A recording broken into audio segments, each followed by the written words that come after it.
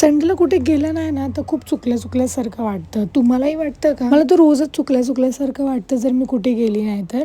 आणि लास्ट माझ्या एका मिनी व्लॉगमध्ये एक जण मला बोललेला आहे की तुझा आवाज खूपच डेंजर आहे.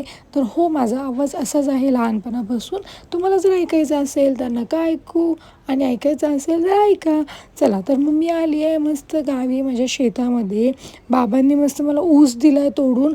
तो ऊस खायचा प्रयत्न केला पण माझे दात खूप कमकुवत आहेत म्हणून मी हार मानली तिथे. बरेच दिवस झालेला आजीलाही नाही भेटली तर आजीशी मस्त गप्पा मारले आणि निघाली परतीच्या प्रवासाला, म्हणजे मुंबईसाठी निघाली. जाता जाता मस्त ओझरच्या गणपतीचं दर्शनासाठी गेलो. इतकं छान आणि प्रसन्न वाटतं ना इकडे येऊन. त्यानंतर माझे मामा आणि मामी तिथेच राहतात सो त्यांना पण बोलवलं आणि त्यांच्यासोबत मस्त डिनरला गेलो.